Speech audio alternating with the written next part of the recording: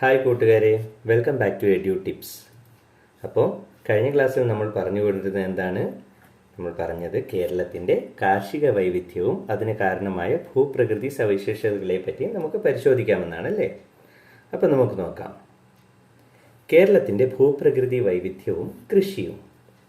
സമുദ്രനിരപ്പിൽ നിന്നുള്ള ഉയരത്തിൻ്റെ അടിസ്ഥാനത്തിൽ കേരളത്തിൻ്റെ ഭൂപ്രകൃതിയെ മലനാട്, ഇടനാട്, തീരപ്രദേശം എന്നിങ്ങനെ തിരിക്കാമെന്ന് മുൻ ക്ലാസ്സിൽ നമ്മൾ പഠിച്ചിട്ടുണ്ട്. ഈ ഭൂപ്രകൃതി വിഭാഗങ്ങളിൽ ഓരോന്നിലും കൃഷി ചെയ്യുന്ന വിളകൾ ചില പ്രത്യേകതകളുണ്ട്. അവയ്ക്ക് വൈവിധ്യമാർന്ന വിളകൾ കൃഷി ചെയ്യാൻ അനുയോജ്യമാണ് നമ്മളുടെ ഭൂപ്രകൃതി. അപ്പം നോക്കൂ, നമുക്കിപ്പോൾ ഈ സ്ക്രീനിൽ കാണുന്ന ഭൂപടത്തിൽ മഞ്ഞ കളറിൽ നിങ്ങൾ കാണുന്നത് തീരപ്രദേശവും പച്ച കളറിൽ നിങ്ങൾക്ക് കാണാൻ പറ്റുന്നത് ഇടനാടും, അതിനപ്പുറത്തേക്ക് ഒരു മെറൂൺ കളറിൽ നിങ്ങൾ കാണുന്നത് മലനാട് എന്ന രീതിയിൽ നമ്മൾ 3 രീതിയിലായി തിരിച്ചിരിക്കുന്ന ഭൂപ്രകൃതിയാണ് നമ്മളിപ്പോൾ ഈ ഭൂപടത്തിലൂടെ കാണുന്നത്. അപ്പോൾ ഏതൊക്കെ രീതിയിലാണ് നമ്മൾ ഭൂപ്രകൃതിയെ തിരിച്ചിരിക്കുന്നത്? മലനാട്, ഇടനാട്, തീരപ്രദേശം. അപ്പോൾ നമുക്ക് മലനാട് എന്താണെന്ന് നോക്കാം. കേരളത്തിൻ്റെ കിഴക്കൻ പ്രദേശങ്ങൾ ഉൾപ്പെടുന്ന മലനാട്ടിൽ മഴയും മഞ്ഞും തണുപ്പും ഏറെയാണ്. സമുദ്രനിരപ്പിൽ നിന്നും വളരെ ഉയരത്തിൽ സ്ഥിതി ചെയ്യുന്ന സഹ്യപർവ്വത നിരയുടെ ഭാഗമാണിവിടം. അപ്പോൾ എവിടെയാണ് മലനാട് എന്ന പേരിൽ അറിയപ്പെടുന്നത്? കേരളത്തിൻ്റെ കിഴക്കേ പ്രദേശത്ത്, അതായത് കർണാടകയോടും തമിഴ്നാടിനോടും മുട്ടിക്കിടക്കുന്ന ഭാഗത്ത് സഹ്യപർവ്വത നിരയുടെ അടുത്തായി സഹ്യപർവ്വത നിരകളിൽ സ്ഥിതി ചെയ്യുന്ന കേരളത്തിൻ്റെ ഭാഗത്തിനാണ് നമ്മൾ മലനാട് എന്ന് പറയുന്നത്. ഈ മലനാടിൻ്റെ പ്രത്യേകതകൾ എന്താണെന്ന് അറിയാമോ? മലനാട്ടിൽ എപ്പോഴും താപനില 30 ഡിഗ്രി സെൽഷ്യസിന് താഴെയായിരിക്കും. അതുപോലെ ഒരുപാട് മഴ ലഭിക്കുന്ന പ്രദേശമാണ് നമ്മുടെ മലനാട്. അതുപോലെ അവിടുത്തെ മണ്ണ് നല്ല ഇളക്കമുള്ള നീർവാർച്ചയുള്ള മണ്ണായിരിക്കും മലനാട്ടിലെ മണ്ണ്.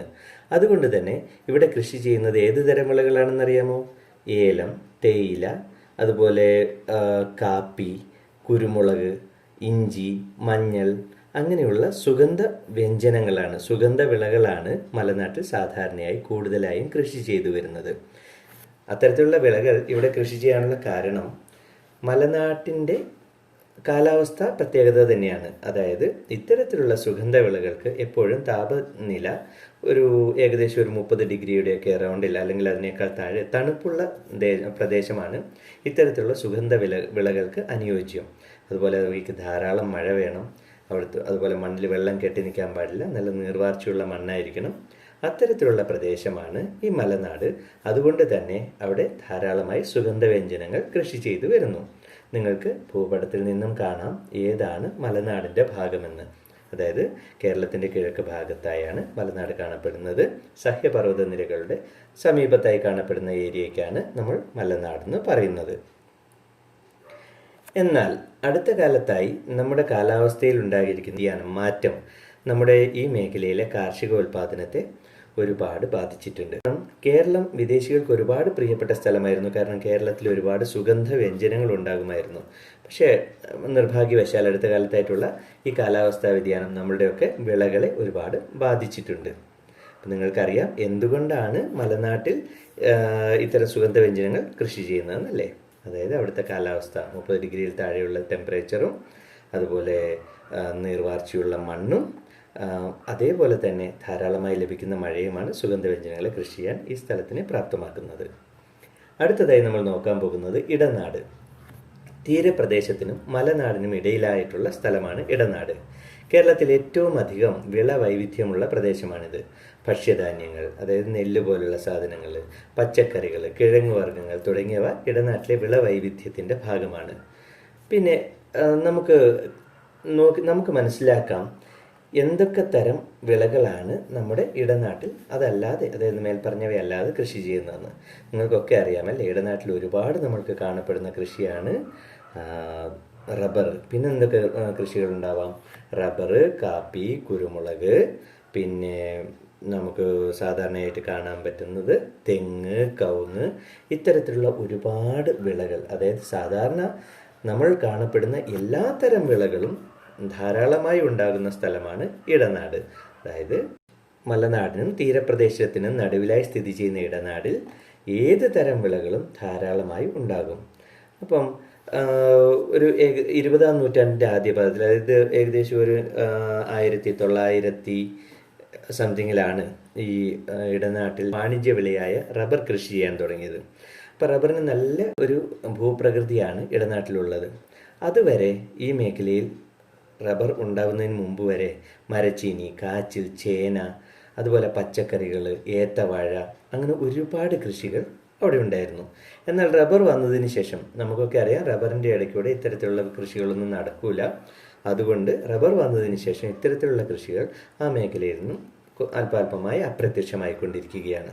അപ്പം നിങ്ങൾക്ക് മനസ്സിലാക്കാൻ പറ്റുന്ന കാര്യം, ഇടനാട്ടിൽ ഏത് തരം വിളകളാണ് ഉണ്ടാകുന്നതെന്ന് ചോദിച്ചാൽ സാധാരണയായി നമ്മൾ കാണുന്ന എല്ലാ തരം വിളകൾക്കും വളരെ അനുയോജ്യമായ ഒരു സ്ഥലമാണ് ഇടനാട്. ഇടനാട്ടിലും ധാരാളമായി മഴ ലഭിക്കാറുണ്ട്. അതുപോലെ ചെറിയ ചെറിയ കുന്നിൻ പ്രദേശങ്ങളും ലാറ്ററൈറ്റ് മണ്ണിൻ്റെയും നദീതടങ്ങളിലെ എക്കൽ മണ്ണിൻ്റെയും നല്ല കനത്ത ആവരണമുള്ളതുകൊണ്ട് നല്ല അനുകൂലമായ ഭൂമിശാസ്ത്ര ഘടകങ്ങളാണ് ഇടനാട്ടിലെ വിളവൈവിധ്യത്തിന് കാരണം. പിന്നെ എന്തുകൊണ്ടായിരിക്കാം ആൾക്കാർ റബ്ബർ കൃഷിക്കായി, ചെറിയ കൃഷിയിടങ്ങൾ പോലും റബ്ബർ കൃഷിക്കായി ഉപയോഗപ്പെടുത്തിയതെന്നറിയാമോ? ഒരിക്കൽ റബ്ബർ നട്ട് വിളവെടുപ്പ് തുടങ്ങിക്കഴിഞ്ഞാൽ പിന്നീട് ഒരുപാട് വർഷക്കാലത്തേക്ക് നമുക്ക് ആ വിളവെടുത്തുകൊണ്ടിരിക്കാം എന്നുള്ളത്. അതായത് ഒരുപാട് നമ്മളതിന് പുറകെ നടന്ന് ഒരുപാട് ജോലിയൊന്നും ചെയ്യാതെ തന്നെ ഈ വിളവെടുപ്പ് നമുക്ക് സ്ഥിരമായി വിള ലഭിച്ചുകൊണ്ടിരിക്കുമെന്നുള്ളതാണ് റബ്ബറിൻ്റെ പ്രത്യേകത.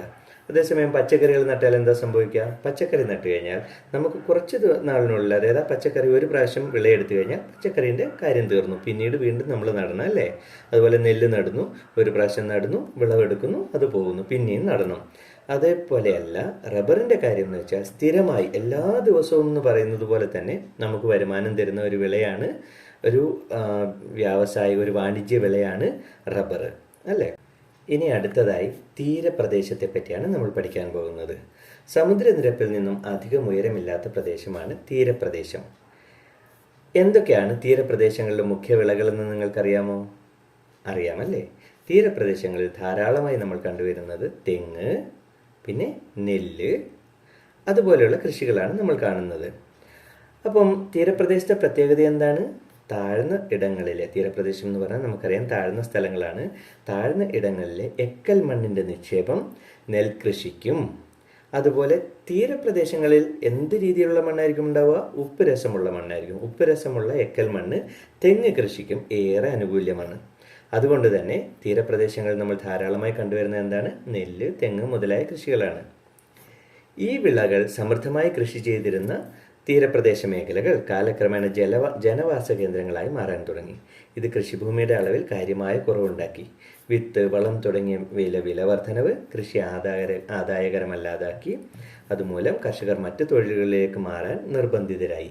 അങ്ങനെ നമ്മുടെ തീരപ്രദേശത്തുള്ള കൃഷിയും അങ്ങനെ താരതമ്യേന വൻ കുറവാണ് ഇപ്പോൾ ഉണ്ടായിക്കൊണ്ടിരിക്കുന്നത്. കൃഷിയെ നെഞ്ചേറ്റിയ നാട് എന്ന പേരിൽ അറിയപ്പെടുന്ന നാട് ഏതാണ്? കേരളത്തിനെ പറ്റി പറയുന്ന ഒരു പേരാണ് കൃഷിയെ നെഞ്ചേറ്റിയ നാട്. കേരളം ഒരു കാർഷിക സംസ്കാരത്തിൻ്റെ കേന്ദ്രമായിരുന്നു എന്നതിന് തെളിവായി അനേകം ആഘോഷങ്ങളും ആചാരങ്ങളും നമ്മുടെ നാട്ടിലുണ്ടെന്ന് മുൻ ക്ലാസ്സുകളിൽ നമ്മൾ മനസ്സിലാക്കിയിട്ടുണ്ടല്ലേ? നമ്മുടെ നാട്ടിലെ ചില പഴഞ്ചൊല്ലുകൾ ശ്രദ്ധിക്കൂ. കുംഭത്തിൽ മഴ പെയ്താൽ കുപ്പയിലും മാണിക്യം. കുംഭത്തിൽ നട്ടാൽ കുടത്തോളം ചേന, മീനത്തിൽ നട്ടാലോ മീൻകണ്ണിലോളം. തിരിമുറിയാതെ തിരുവാതിര ഞാറ്റുവേല. ഇതെല്ലാം കൃഷിയും കാലാവസ്ഥയും നമ്മുടെ സംസ്കാരത്തിൽ എത്രമാത്രം സ്വാധീനം ചെലുത്തിയിരുന്നു എന്നുള്ളതിനുള്ള തെളിവുകളാണ്. ഇതുപോലെ ഇനിയും പല പഴഞ്ചൊല്ലുകളും നിങ്ങളിൽ പലർക്കും നിങ്ങളുടെ അപ്പൂപ്പന്മാരും അമ്മൂമ്മമാരും ഒക്കെ പറഞ്ഞു തന്ന് അറിയുകയുണ്ടാവും. കൃഷിയുമായി ബന്ധപ്പെട്ട അത്തരത്തിലുള്ള പഴഞ്ചൊല്ലുകൾ നിങ്ങൾ തീർച്ചയായും സംഭരിച്ചു വയ്ക്കണം കേട്ടോ. അതുപോലെ മാറുന്ന ഭൂവിനിയോഗത്തെപ്പറ്റിയും മാറുന്ന ജീവിതക്രമത്തെപ്പറ്റിയും പറയുമ്പോൾ കേരളത്തിലെ ചില പ്രധാന വിളകളുടെ വിസ്തൃതിയിൽ കഴിഞ്ഞ 50 വർഷത്തിനിടയിലുണ്ടായിട്ടുള്ള വ്യത്യാസമാണ് ഇപ്പോൾ നിങ്ങൾ സ്ക്രീനിൽ കാണുന്ന പട്ടികയിൽ കാണുന്നത്. അതായത് 1961 7.5 ലക്ഷം ഹെക്ടറിൽ കൃഷി ചെയ്തുകൊണ്ടിരുന്ന നെല്ല് 2011 50 വർഷം കഴിഞ്ഞപ്പോഴേക്കും വെറും 2.08 ലക്ഷം ഹെക്ടറിൽ മാത്രമായി മാറുകയുണ്ടായി. അതുപോലെ മരച്ചീനി ആണെങ്കിലോ 2.37 ലക്ഷം ഹെക്ടറിൽ കൃഷി ചെയ്തുകൊണ്ടിരുന്ന മരച്ചീനി ഈ 2011 അതായത് 50 വർഷങ്ങൾക്ക് ശേഷം വെറും 0.75 ലക്ഷം ഹെക്ടറിൽ മാത്രമായി ഒതുങ്ങുകയാണ്. തെങ്ങിനെ പറ്റി പറയുകയാണെങ്കിൽ തെങ്ങ് 5.05 ലക്ഷം ഹെക്ടറിലുണ്ടായിരുന്ന തെങ്ങ് കാലക്രമേണ അല്പാൽപമായി കൂടുതലായി 2011 8.21 ലക്ഷം ഹെക്ടറിലേക്ക് വ്യാപിച്ചിട്ടുണ്ട്. എന്നാൽ വിളകളുടെ ഉൽപാദനത്തിൻ്റെ കാര്യത്തിൽ അത്രയത്ര കൂടിയിട്ടില്ലതാനും. റബ്ബറിനെ പറ്റി പറയുകയാണെങ്കിൽ 1961 വളരെ കുറവ് സ്ഥലത്ത് മാത്രമുണ്ടായിരുന്ന റബ്ബർ 1961 വെറും 1.33 ലക്ഷം ഹെക്ടറിൽ മാത്രമുണ്ടായിരുന്ന റബ്ബർ കൃഷി 2011 ആയപ്പോഴേക്കും ഏകദേശം 5.4 ലക്ഷം ഹെക്ടറിലേക്ക് വ്യാപിക്കുകയുണ്ടായി. ഇപ്പോൾ നിങ്ങൾ സ്ക്രീനിൽ കാണുന്ന മാപ്പിൽ നിന്നും ഏതൊക്കെ വിളകളുടെ ഭൂവിസ്തൃതിയിലാണ് കുറവ് രേഖപ്പെടുത്തിയിട്ടുള്ളതെന്ന് നിങ്ങൾ കണ്ടുപിടിക്കണം. അതുപോലെ ഏത് വിളയുടെ ഭൂവിസ്തൃതിയാണ് ഏറ്റവും കുറഞ്ഞിട്ടുള്ളതെന്നും ഏതൊക്കെ വിളകളുടെ ഭൂവിസ്തൃതിയാണ് കൂടിയിട്ടുള്ളതെന്നും നമുക്ക് ഒരു പട്ടിക അടിസ്ഥാനപ്പെടുത്തി ഒരു വിശകലനം ചെയ്താൽ അതിൽ നിന്ന് എന്തെല്ലാം നിഗമനങ്ങൾ രൂപീകരിക്കാമെന്നും നിങ്ങൾ ചെയ്തു നോക്കണം. നെല്ല്, മരച്ചീനി എന്നീ വിളകളുടെ കൃഷിയിൽ കുറവ് വരുമ്പോൾ റബ്ബർ കൃഷി വ്യാപിക്കുന്നതായി കാണാം. എന്തുകൊണ്ടായിരിക്കും റബ്ബർ കൃഷി വ്യാപിക്കുന്നതെന്ന് ഞാൻ ഇതിനു മുമ്പ് നിങ്ങളോട് പറഞ്ഞു തന്നു. ഒരിക്കൽ നമ്മൾ കൃഷിയിൽ നിന്നും വരുമാനം, അതായത് ഉൽപ്പന്നം, നമ്മൾക്ക് അതിൻ്റെ വിളവെടുക്കാൻ തുടങ്ങിയാൽ ഒരുപാട് വർഷങ്ങളോളം ഒരു ബുദ്ധിമുട്ടുമില്ലാതെ ഈ വിളവ് തന്നുകൊണ്ടിരിക്കുന്ന ഒരു വിളയാണ് റബ്ബർ. അതുകൊണ്ട് തന്നെ ആളുകൾ റബ്ബർ കൃഷിയിലേക്ക് കൂടുതലായി തിരിഞ്ഞിരിക്കുന്നു. അതുപോലെ ഇതിൽ നിന്നും നിങ്ങൾ കണ്ടുപിടിക്കുന്ന മറ്റു കാര്യങ്ങൾ നിങ്ങളൊരു നോട്ട് പ്രിപ്പയർ ചെയ്യണം. അപ്പോൾ ഈ ക്ലാസ്സിൽ നമുക്ക് ഇത്രയും മതിയല്ലേ? ഇനി ബാക്കി കാര്യങ്ങൾ നമുക്ക് അടുത്ത ക്ലാസ്സിൽ നോക്കാം. ഇന്നത്തെ ക്ലാസ് നിങ്ങൾക്ക് ഇഷ്ടപ്പെട്ടെങ്കിൽ നിങ്ങളുടെ കൂട്ടുകാർക്ക് ഷെയർ ചെയ്യാൻ മറക്കരുത് കേട്ടോ. അതുപോലെ ഇനിയും നമ്മുടെ ചാനൽ നിങ്ങൾ സബ്സ്ക്രൈബ് ചെയ്തിട്ടെങ്കിൽ സബ്സ്ക്രൈബ് ചെയ്യണം. അതുപോലെ മറ്റുള്ള ക്ലാസ്സിലുള്ള കുട്ടികൾക്കുള്ള നോട്ടുകളും അതുപോലെ പാഠങ്ങളുമായി ഞങ്ങളുടെ ചാനലിലൂടെ കൂടുതൽ വീഡിയോകൾ ഇനിയും വരുന്നതാണ്.